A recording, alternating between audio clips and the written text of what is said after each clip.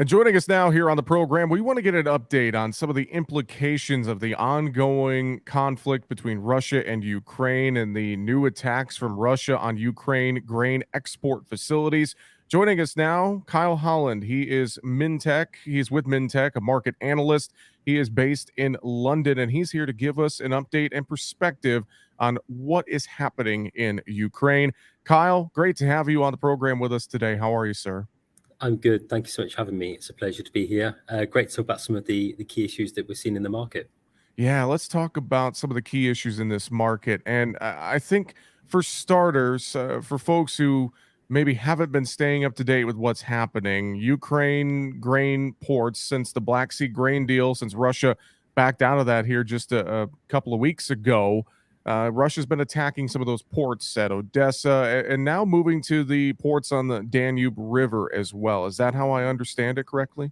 Yeah, that's correct. So effectively, the end of the grain corridor deal made it so Ukraine could not export out of Mariupol, Berdyansk, and Odessa. They're kind of key three Black Sea side ports.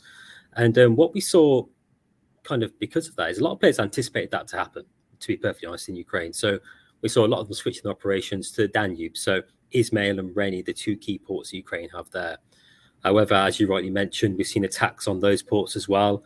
And that's kind of been a psychological blow, but also a greater blow to the market more generally, I think.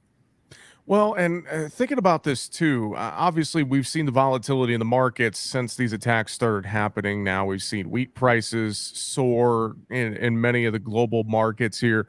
But then we've seen as Russia maybe paused their attack for a night or two, then we took some profit out of the market. We kind of pulled back a little bit. It's kind of this ebb and flow. But I wonder, Kyle, is it more so a worry about what things are going to look like, say, 2-3 years down the road as Russia continues to attack this infrastructure versus the here and now? Is that kind of the psychology behind the market right now? To be honest, I think it's a bit of both. I think the expectation was for them to never attack the Danube ports. I think that was a bit of a surprise. You know, we heard whispers from market players we speak to, but I don't think anyone truly expected that to happen.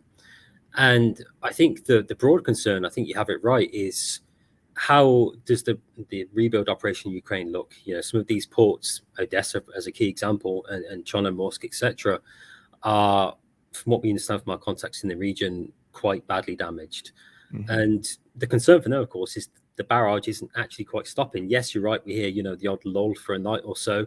Then we're right back to the chaos almost. Well, and thinking about this, and obviously this has been a huge struggle for Ukrainian farmers to plant, to harvest, and we know that production down in many regions and moving forward. You know, what's the global impact here as we think about this? I know, you know, ships in and out of the Black Sea, insurance for those ships was already, you know, pretty tough to get. And just thinking about Ukraine getting any sort of their grain out of the country, it feels like it's just getting harder and harder, even for them to get it out of the country, let alone produce it under these wartime conditions, Kyle. Yeah, I'd have to wholeheartedly echo that if I can actually speak. The issue is that Ukraine naturally now is running out of options. You do have kind of the Danube ports have kind of resumed, but the concern is that underwriters, shipping brokers, shipping insurers are saying, look, it's a risk. And then there's no doubt about that. We saw Ukrainian Defense Ministry say that they would attack Russian ships. We've certainly heard that Russia will wholeheartedly attack Ukrainian ships. So it becomes a bit of a game of how much risk do you want to take?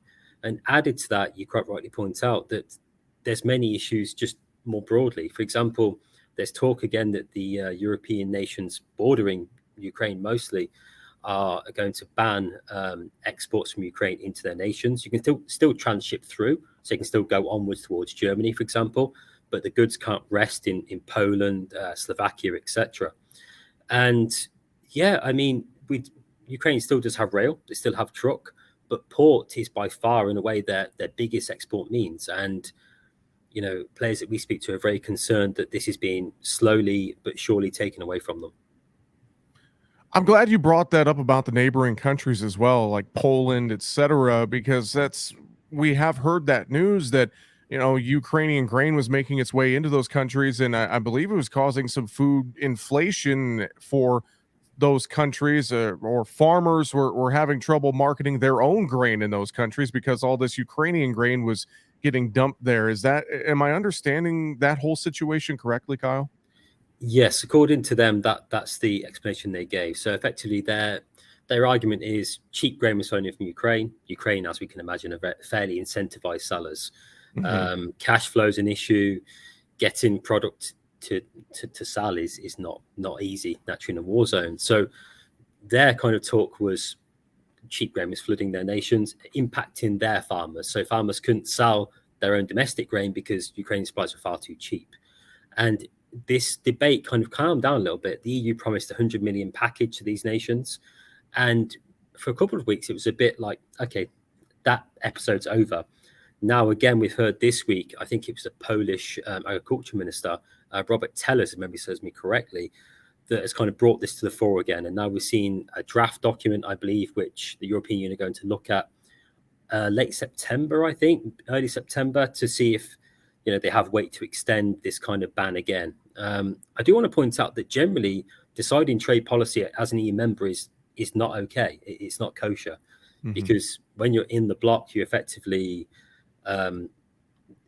banded by their rules. Really, they decide overall trade policy, not individual nations. So this was a break from the norm. And again, we're hearing that there could be a further break from the norm should these, I guess, new issues actually be put into practice.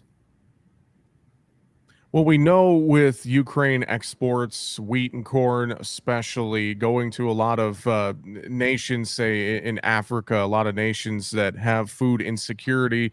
I want to ask you, though, too, we know that China likes to buy a fair amount of Mm. corn and wheat from Ukraine. China and Russia obviously have a better relationship than many other countries do with Russia right now. Would something with China possibly influence Russia to re-enter the Black Sea grain deal? Are you hearing any chatter to that effect? I mean, what's your thoughts on that perspective, maybe? I think that's a great question. So, we speak to all sides of the market. Here at Mintec, we're completely neutral. We speak to players in Russia, we speak to players in Ukraine. We don't have an agenda. And naturally, as you can imagine, you get two sides of the story. So the Chinese influence is certainly something that people are considering. And can China effectively get Russia back on side, so to speak, and rejoin the corridor? I think this was a fairly common belief before the bombings of the Ukrainian ports and before Odessa took direct strikes. I mean, as the ports were already mentioned, I think there's a lot of optimism. People thought there could be a bit of a break. There'd be some coercion, in inverted commas. Russia would rejoin, and then we'd have much kind of reduced issues. But the tune has changed a little bit since these ports have been attacked. People see that there's almost, in their words, no way back for a grain corridor deal. That doesn't mean it won't happen. That's just the general viewpoint, I think. And if we are looking at the general kind of consensus from export side of things, Mhm. Russia are happy to export to China, and China are happy to buy not only Russian grain but also oilseeds and oils as well. So China are in that position where, again, they're relatively neutral. They'll buy from Ukraine if the price is right, and they'll also buy from Russia if the price is right. Good thoughts, good perspective. Kyle, before we run out of time and wrap it up today, just your thoughts in general.